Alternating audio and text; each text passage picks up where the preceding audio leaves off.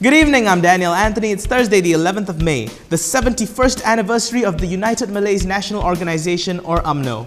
Now, speaking of which, the Malaysian Anti-Corruption Commission has a message for the party, congratulating them on the anniversary and calling upon the party leaders to fight corruption. Reading that as the party with the most seats, UMNO leaders have a role in formulating the policies for the administration of the country and the progress of the nation, and that the leaders should give emphasis to fighting corruption and abuse of power to set an example for the next generation who will lead Malaysia. Former Batu Kawan UMNO Division Chief Cairo Dean Abu Hassan didn't take very kindly to this congratulatory message, and today he fired back at the MACC Chief Commissioner Zulkifli Ahmad and told him to go and make a public apology for it. In his words, Cairo Dean described the message as stupid, unethical and immoral, as the MACC should be seen to be neutral in the eyes of the public, adding that the Chief Commissioner should not be making such a political statement. Cairo Dean also said that if Zulkifli does not apologize for making the statement, that would mean that the MACC is an UMNO lackey.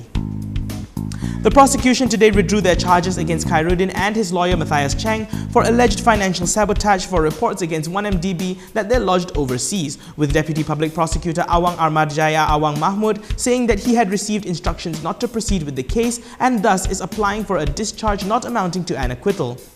Cairo Dean and Matthias were locked up for 2 months in 2015 under the Security Offences Special Measures Act, or better known as SOSMA, allegedly for attempting to sabotage the economy of Malaysia.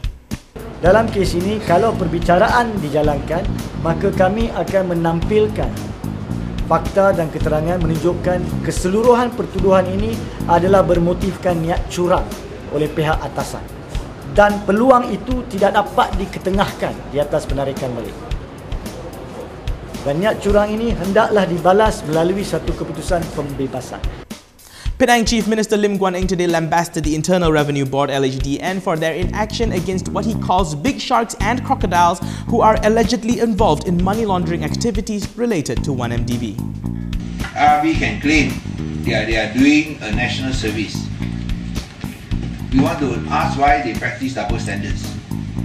If they want to go for businessmen, go for everyone, especially one of the richest businessmen in the country, a young man from Penang called Jolo.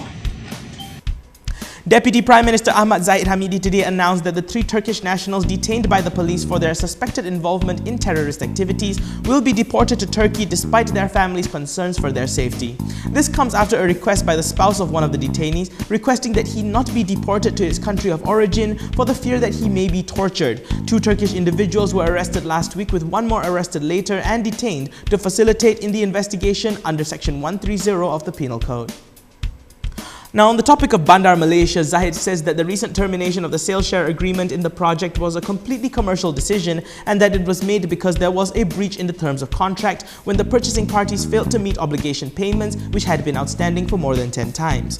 Recently, TRX City Sendirian Berhad announced that the agreement with Iskandar Waterfront Holdings Sendirian Berhad and the China Railway Engineering Corporation M Sendirian Berhad had lapsed due to the failure of the purchasing parties to fulfill their payment obligations. That's a wrap for today, ladies and gentlemen. For more stories and videos, please log on to KiniTV.com. Do subscribe and share this video as well. I'm Daniel Anthony. Thanks for watching.